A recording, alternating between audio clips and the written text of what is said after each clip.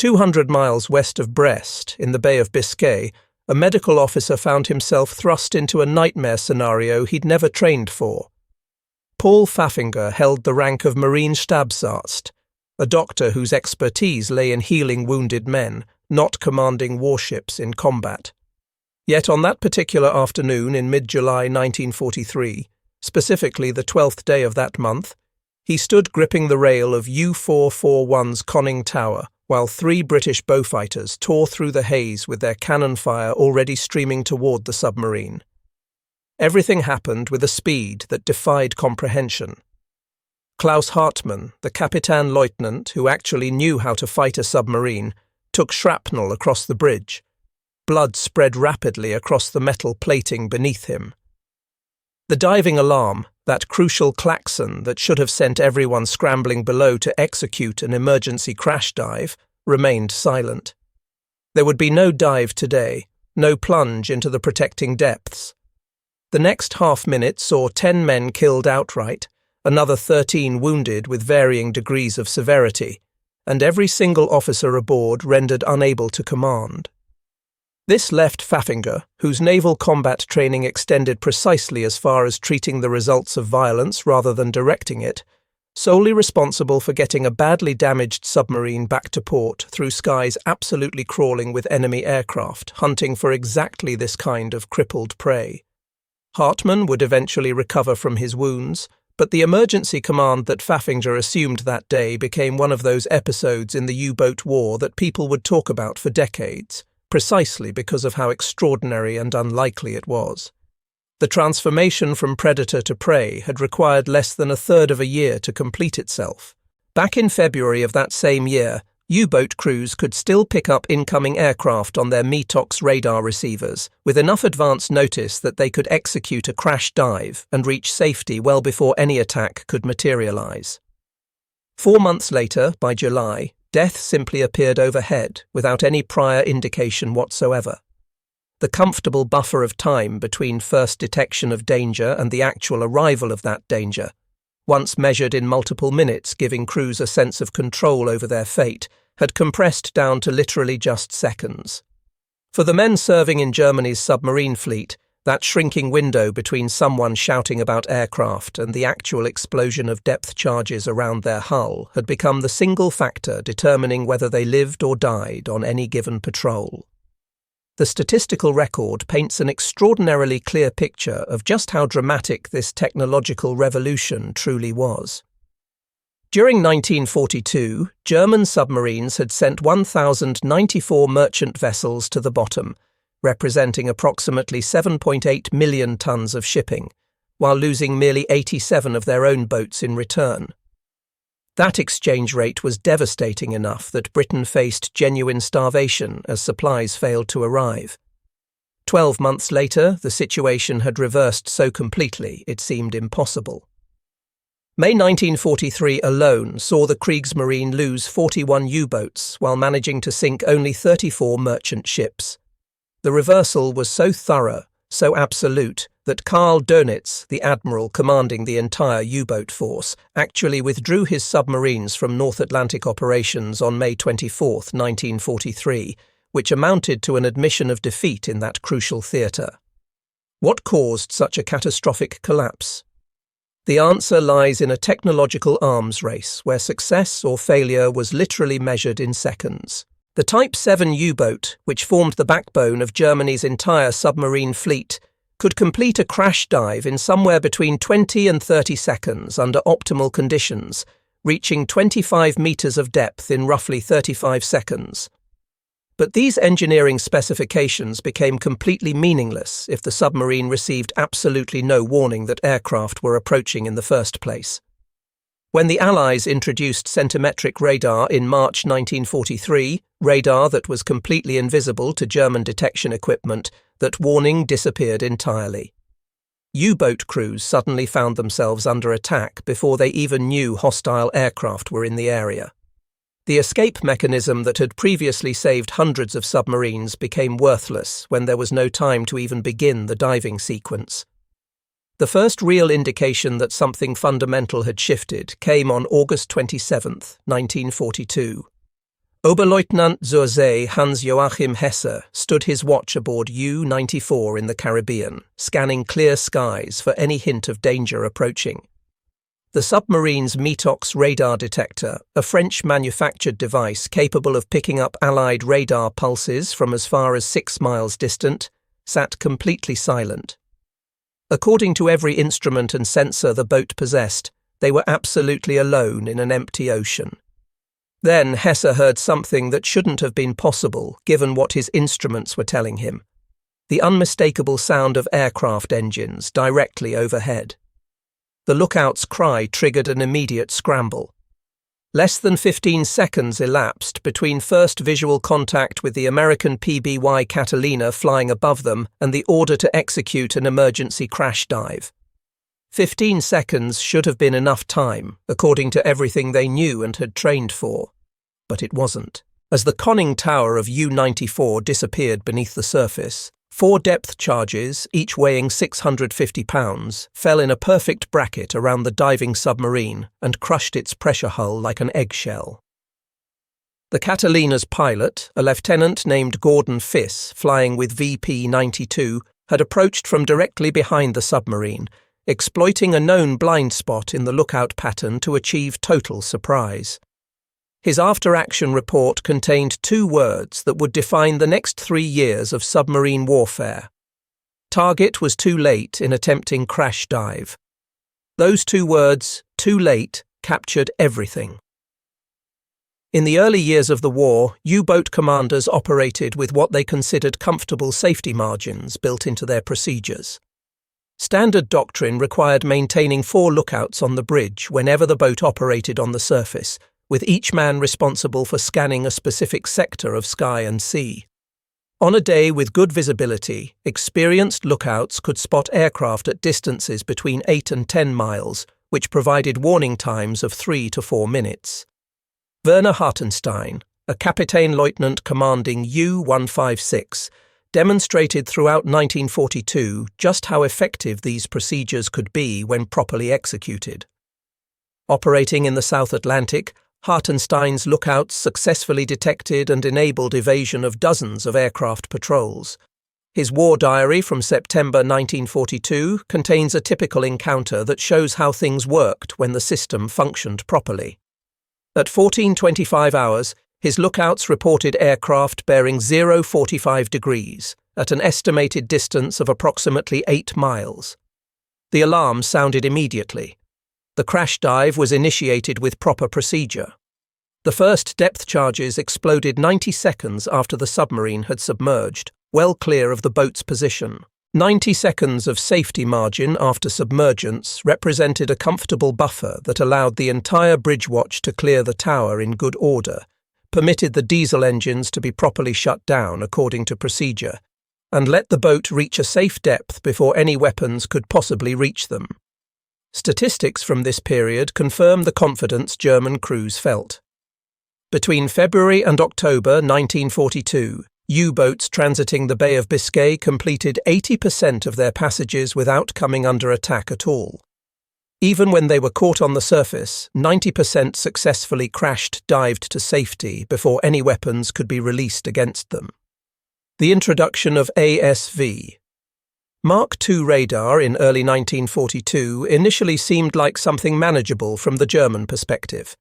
This radar operated at a 1.7-meter wavelength and could detect a surfaced submarine at ranges between 10 and 15 miles, but critically, its emissions were easily detected by the German METOX receiver.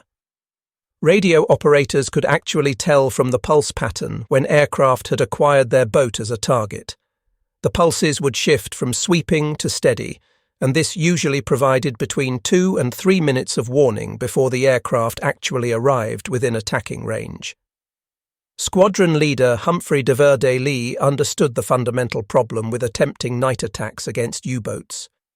Radar could track them to within about a mile, but then contact was lost at precisely the moment when visual identification became necessary for an accurate attack. The submarine crew would hear the aircraft engines approaching, execute their crash dive, and escape into the darkness. Lee's solution possessed an elegant simplicity. mount a searchlight capable of producing 22 million candle power of illumination that would light up the target at the exact moment radar contact was lost at close range.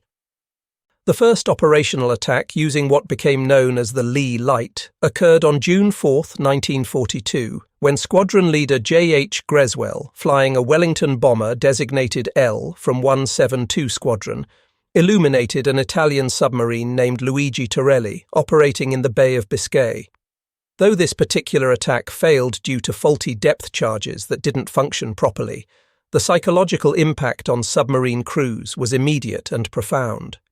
Darkness no longer provided any guarantee of safety whatsoever. The first truly successful Lee Light attack came 1 month later. On July 5, 1942, Pilot Officer W. Howell of 502 Squadron caught U-502 on the surface at night. Jürgen von Rosenstiel, the Captain Lieutenant commanding the submarine, had less than 20 seconds from the moment of illumination to the impact of weapons. When U-502 was sunk 6 days later in a separate action, documents recovered from the wreck confirmed the crew's shock at being attacked without any warning during nighttime hours. The Lee Light compressed reaction time in a dramatic fashion. A Wellington approaching at 120 miles per hour covered the 1-mile gap between radar failure and weapon release in just 30 seconds of flight time. Subtract from that the time required for crew reaction and dive initiation, and submarines were left with perhaps 15 to 20 seconds to get underwater, which was insufficient time to reach safe depth before weapons arrived. By early 1943, an operation called Operation Derange deployed 131 aircraft equipped with Lee lights in coordinated patrols across the Bay of Biscay. Admiral Dönitz responded by actually reversing the standard operating procedures, ordering boats to remain surfaced during daylight hours and submerge at night, but this merely shifted when they were vulnerable without actually eliminating the vulnerability itself. March 1943 marked what would later be recognized as the beginning of the end for effective U-boat operations. The introduction of ASV, Mark III radar, operating at 10 centimeter wavelength using cavity magnetron technology, was completely and utterly invisible to German METOX equipment. U-boat crews began sending reports of being attacked without any radar warning whatsoever, which German scientists insisted was impossible according to everything they understood about physics and radar technology. They maintained that no radar could possibly operate at such short frequencies.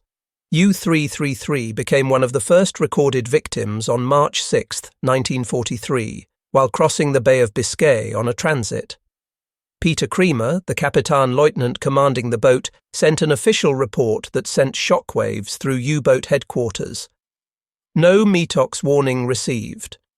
Aircraft appeared directly overhead without any detection. Crash dive was initiated while already under fire. Severe casualties resulted from strafing during the vulnerable moments on the bridge. Within a matter of weeks, similar reports were flooding in from U-boats operating across the entire Atlantic. Submarines were being caught on the surface in broad daylight in the middle of the night, even in fog, under conditions where they absolutely should have been invisible to detection. The mathematics were absolutely brutal when analysed carefully. A B-24 Liberator bomber equipped with ASV, Mark III radar could detect a submarine at 15 miles range and attack at speeds of 200 miles per hour. From first detection to weapon release required less than 5 minutes of flight time. Without any warning at all, the submarine might have only 5 seconds from visual sighting to impact of weapons, which was insufficient time even to sound the diving alarm, much less actually get the boat underwater to any meaningful depth. The psychological impact on crews proved devastating. Men who had relied completely on their detection equipment for survival suddenly found themselves effectively blind to approaching danger. Trust in technology evaporated almost overnight, replaced by a paranoia that affected every aspect of operations. Some boats began diving at random intervals, hoping to avoid being caught on the surface at all, regardless of whether there was any actual threat present. By May 1943, The Bay of Biscay had transformed from a simple transit route into what U-boat crews began calling the Valley of Death, a name that captured their terror perfectly. Submarines departing from French bases faced a gauntlet of aircraft equipped with centimetric radar, lee lights, and new weapons that were increasingly effective. In April and May 1943 combined, 56 U-boats were lost in just 2 months. Many of these submarines were sunk within sight of their home ports, having barely begun their patrols.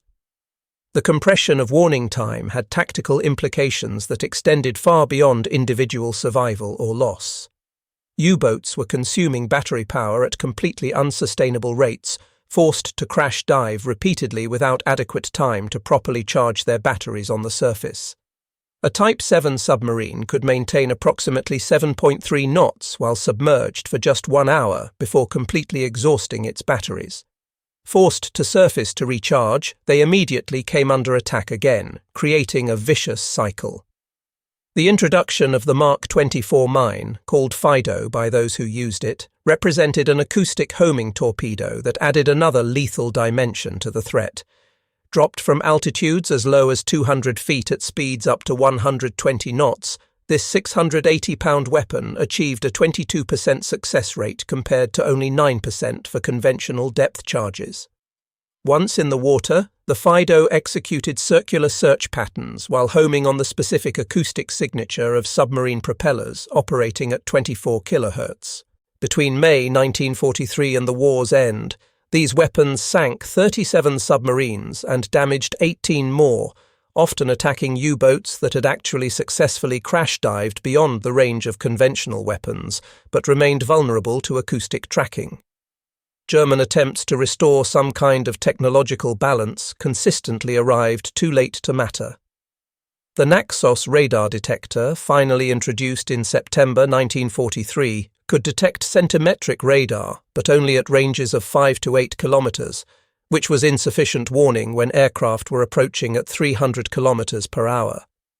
The device's delicate construction also frequently failed under actual combat conditions. The Schnorkel, adopted from captured Dutch submarine designs and deployed operationally in early 1944, offered what seemed like a partial solution by allowing submarines to run their diesel engines while remaining submerged. But this innovation came with severe limitations that reduced its effectiveness. Speed was restricted to 6 knots. The diesel exhaust created a visible plume on the surface. The noise of engines running in the confined space of the Schnorkel tube made acoustic detection of approaching aircraft completely impossible. Dönitz's desperate order, issued on April 27, 1943, directing U-boats to fight it out with aircraft on the surface rather than diving, proved absolutely disastrous in practice. Selected Type VII submarines were converted into what were called U-flak boats through enhanced anti-aircraft armament. U-441's experience on July 12, 1943, the incident we started with involving Dr. Pfaffinger, demonstrated the complete futility of this approach when coordinated attacks by multiple aircraft could simply overwhelm submarine defenses despite the enhanced armament. Initially, U-boat crews actually refused to accept that their technological advantage had vanished entirely. When U-333 sent its report of being attacked without radar warning in March 1943, other commanders dismissed the incident as equipment failure or crew error rather than evidence of a fundamental shift. The German scientific establishment maintained its insistence that radar simply couldn't operate at wavelengths shorter than 50 centimeters. Admiral Dönitz himself initially rejected the reports of undetectable radar as impossible. His war diary entries from April 1943 reveal clear skepticism about what crews were reporting from the front. This denial proved extremely costly in terms of boats and lives lost. Commanders who should have been adapting their tactics continued operating exactly as if METOX still provided adequate warning of approaching danger. U-175, U-192, and U-273 were all lost during April 1943, while their crews maintained confidence in radar detection equipment that was no longer detecting anything. As losses continued mounting throughout the spring and summer, increasingly desperate measures emerged from headquarters. The order to fight aircraft on the surface represented a fundamental break with every principle of submarine doctrine developed over decades. U-441's conversion to an anti-aircraft configuration added multiple cannons in positions around the conning tower. But the July 12, 1943 attack demonstrated absolute futility when 3 Beaufighters overwhelmed the submarine's defences in seconds, leaving 10 men dead and 13 wounded, including virtually every officer aboard. By autumn 1943, even the most optimistic commanders were forced to accept that the technological battle was simply lost and could not be recovered. The introduction of American escort carriers meant continuous air patrols, even in mid-Atlantic regions that had previously been beyond aircraft range. Wolfgang Luth, a Captain Lieutenant who ranked as one of Germany's most successful U-boat commanders with over 200,000 tons of shipping sunk to his credit, addressed the new reality in his final patrol report with brutal honesty.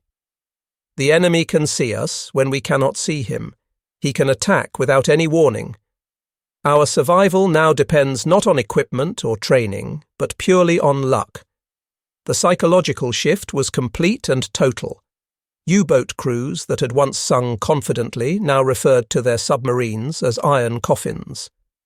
By 1944, statistical life expectancy for a U-boat crewman was calculated at 3 patrols. Of the 40,000 men who served in U-boats during the entire war, 28,000 would die, representing a 70% casualty rate that stood as the highest of any service in any nation during the Second World War.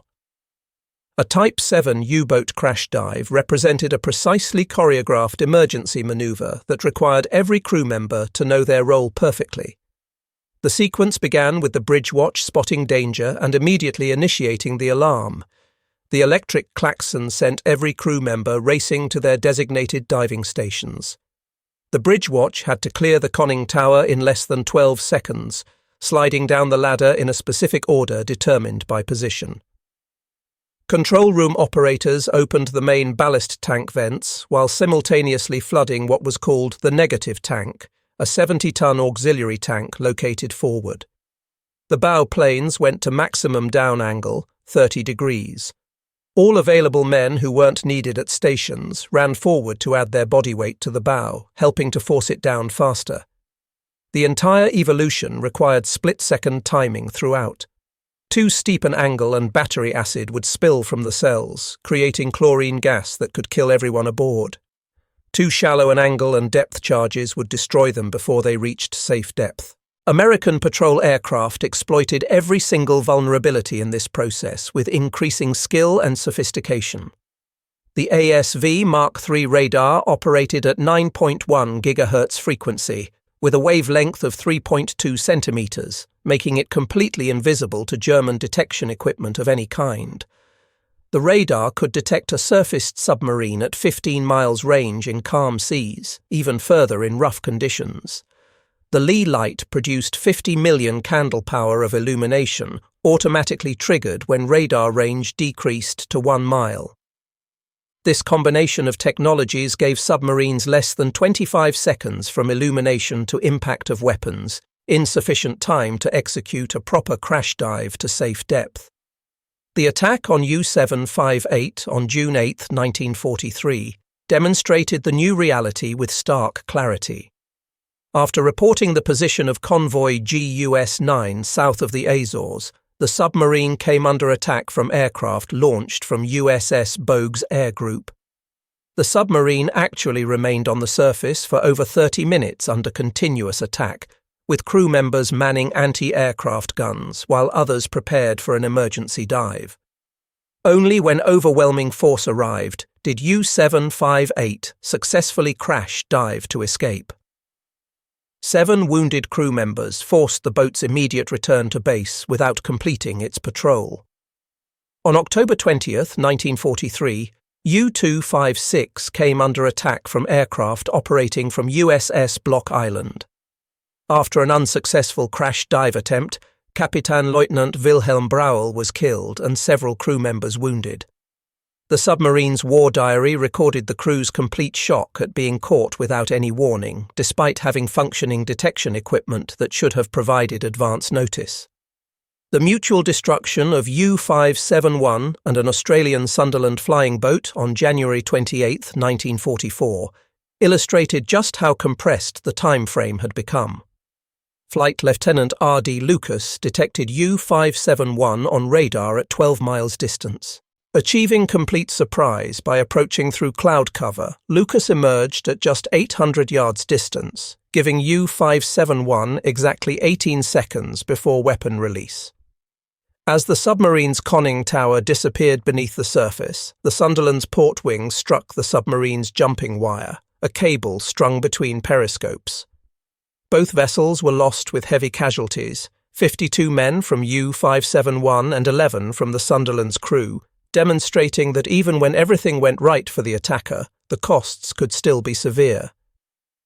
The decisive turning point came during what became known as Black May 1943, when the U-boat force lost 41 submarines in a single month.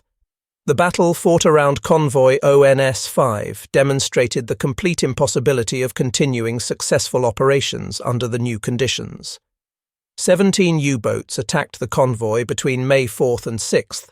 6 of those submarines were sunk outright. 11 were damaged, some severely. Not a single merchant ship from the convoy was lost to torpedo attack. The statistics extracted from this battle revealed the complete reversal of fortunes. Average warning time before air attack had dropped to 8 seconds.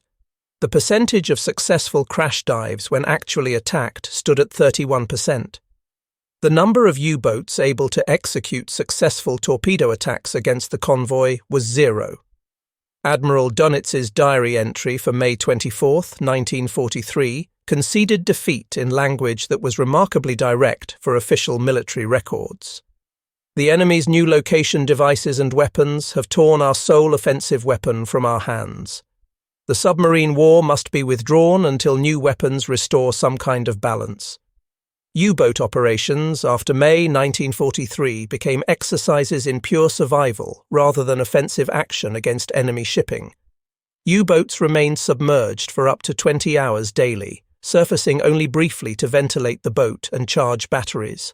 Even these brief surface periods invited immediate attack from aircraft that seemed to appear from nowhere.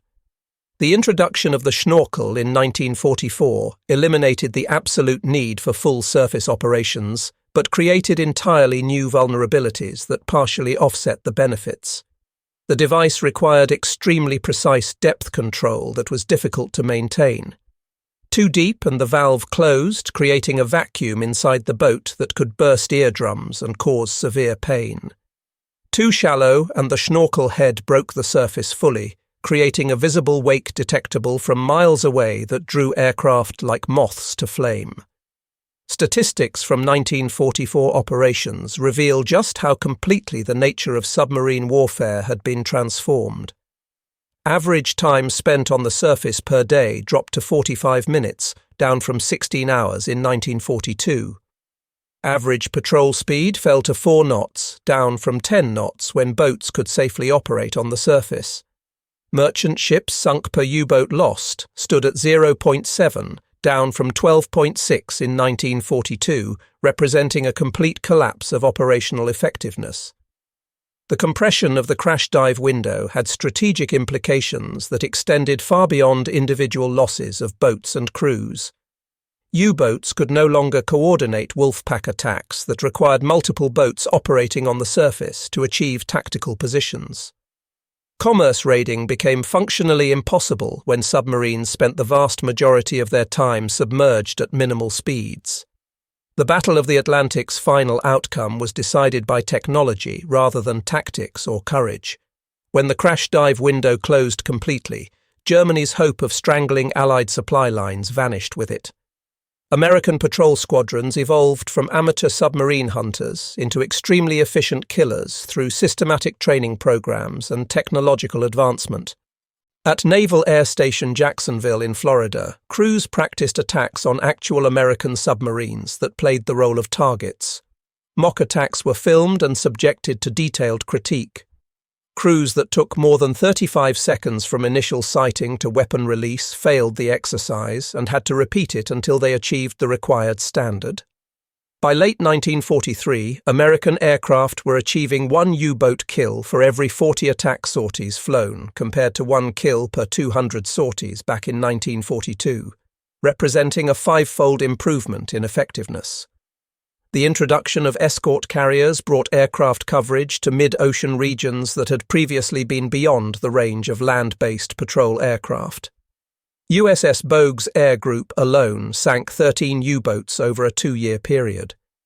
These small carriers proved definitively that air power could be projected anywhere in the Atlantic, regardless of distance from shore bases. Lieutenant Commander Robert Hopgood, who helped establish American anti-submarine doctrine, described the evolution in thinking. "We learned to think in seconds rather than minutes. Every single procedure was refined and refined again to shave off time. We knew the Germans needed at least 20 seconds to execute a crash dive. Our job became denying them those seconds through speed and surprise." VPB 110 became the first American squadron to employ Lee lights operationally on January 10, 1945, relatively late in the war. They perfected something called the false engine technique, throttling back during the approach to create the audible illusion of greater distance, then suddenly increasing power for the final attack run. This psychological warfare technique proved effective against U-boat crews who were already thoroughly traumatized by months or years of being hunted. Ultra-intelligence derived from Enigma decryption fundamentally altered the mathematics of U-boat survival in ways that went beyond technology. The initial breakthrough in reading what was called the Dolphin cipher in June 1941 was temporarily lost when the Germans introduced a 4-rotor version called the Shark cipher in February 1942.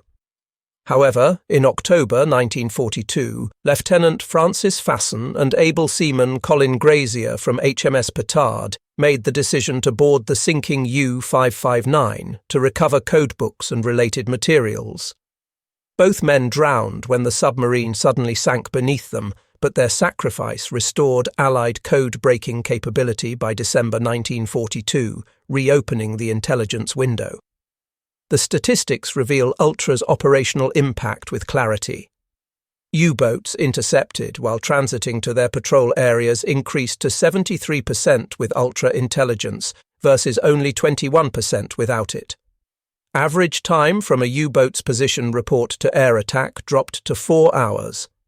Convoys successfully routed around wolf packs increased to 67%. This intelligence advantage meant that even perfect crash dives that successfully got boats underwater only postponed the inevitable. Submarines forced to surface hours later to recharge batteries were simply attacked again with fresh aircraft directed to their location. The numbers tell the complete story of transformation when laid out systematically. In 1942, representing German advantage, U-boats operational numbered 250. Allied merchant ships sunk totaled 1,094. U-boats lost numbered 87. The exchange ratio stood at 12.6 ships sunk per U-boat lost. Average warning time before air attack was 180 seconds. Successful crash dives reached 89%. In 1943, representing the turning point, U-boats operational increased to 425, showing Germany's attempt to build more boats. Allied merchant ships sunk dropped dramatically to 377. U-boats lost surged to 244. The exchange ratio collapsed to 1.5 ships per U-boat lost. Average warning time before air attack fell to 5 seconds. Successful crash dives plummeted to 15%. In 1944, U-boats operational peaked at 430. Allied merchant ships sunk fell further to 132. U-boats lost climbed to 241. Exchange ratio hit 0.5 ships per U-boat lost. Average warning time before air attack reached essentially 0 seconds. Successful crash dives stood at 8%.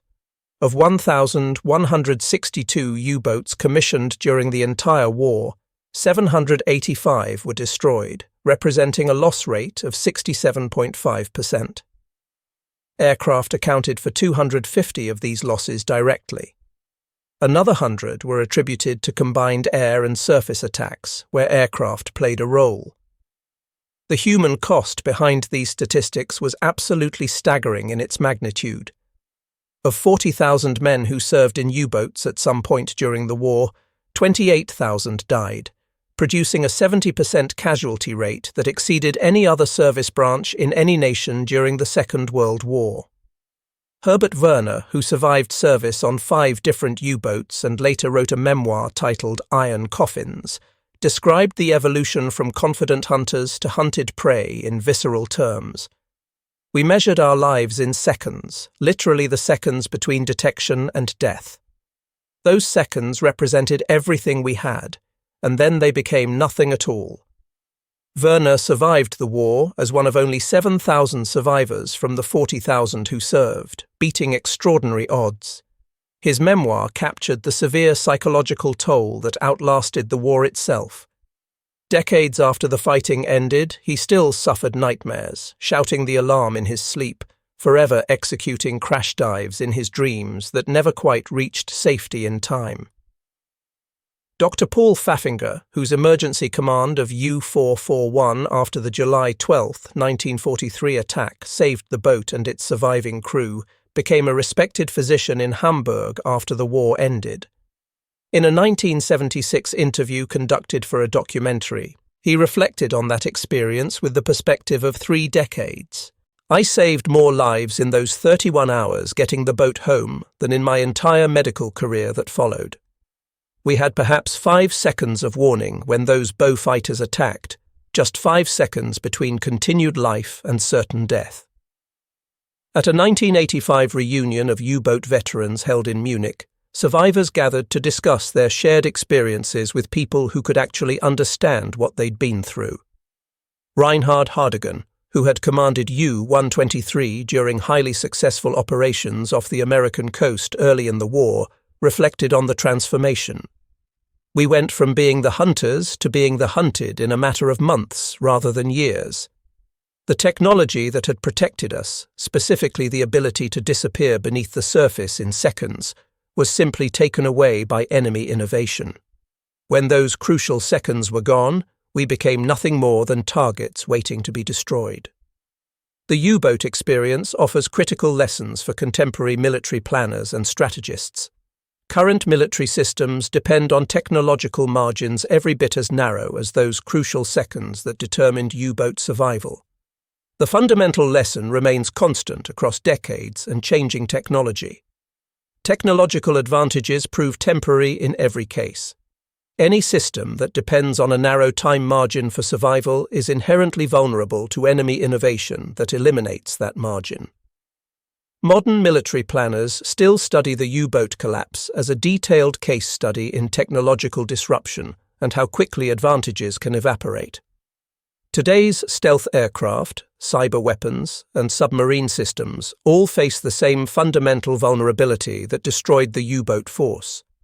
The advantage they provide exists only until an effective countermeasure is developed and deployed, at which point the entire strategic calculation changes overnight. The last surviving Type 7 U-boat, designated U-995, sits as a permanent memorial at the Lebeau Naval Memorial located near Kiel in northern Germany. Visitors can walk through the cramped compartments where men once literally counted seconds between continued life and death. A plaque mounted near the conning tower reads simply, "In memory of the 28,000 German submariners who perished at sea." The story of how the German U-boat crash dive window compressed and then disappeared entirely represents one of history's clearest examples of technology directly determining warfare's outcome. Between 1942 and 1943, Allied innovations compressed German reaction time from comfortable minutes providing multiple options to desperate seconds allowing only instinctive response to finally nothing at all leaving no response possible. When centimetric radar eliminated warning entirely in March 1943, The U-boat force effectively ceased to exist as an effective offensive weapon, though the dying continued for 2 more years. The human stories contained within this broader technological revolution illuminate the true cost of modern warfare in ways that statistics alone cannot capture. Dr. Paul Faffinger navigating a shattered submarine back to port after assuming emergency command he never trained for. Crews manning anti-aircraft guns while knowing they couldn't possibly win the engagement. The mutual destruction of U-571 and its Australian attacker where both sides lost everything. These individual moments reveal how technological change transformed individual courage and skill into statistical inevitability that no amount of bravery could overcome. The strategic implications extended far beyond individual encounters between submarines and aircraft. When the escape window closed completely, it took with it Germany's only realistic hope of strangling Allied supply lines across the Atlantic.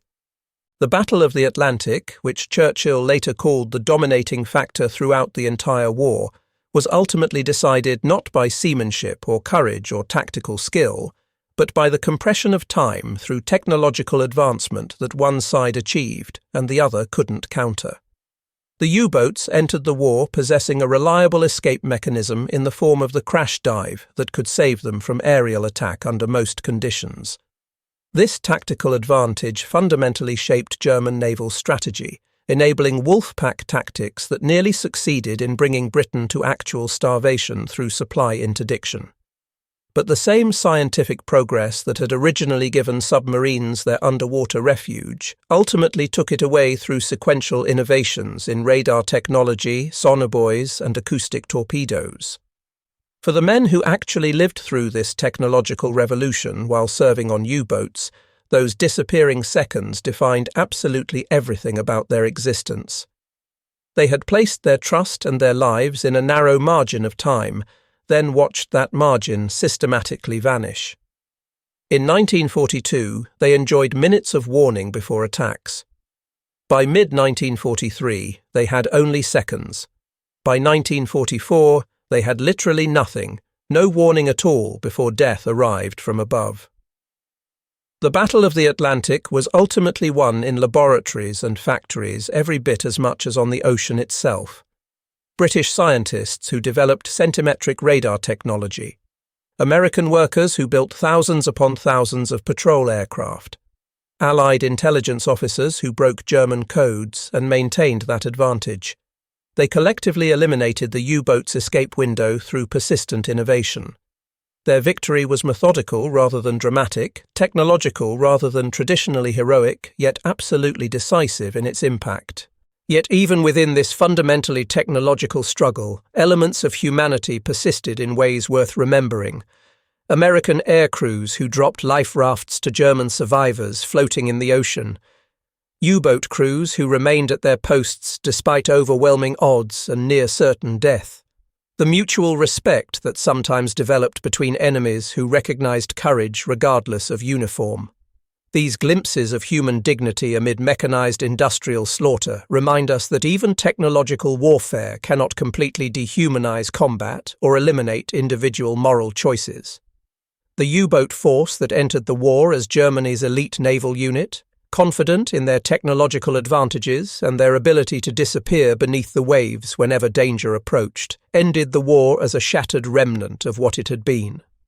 Of the young men who sailed from French ports singing songs of certain victory, 7 out of every 10 would never return to port. They died because technological innovation stole the seconds they needed to survive, seconds that had once seemed so reliable. Modern nuclear submarines never surfaced during operations, making the traditional crash dive functionally obsolete as a maneuver.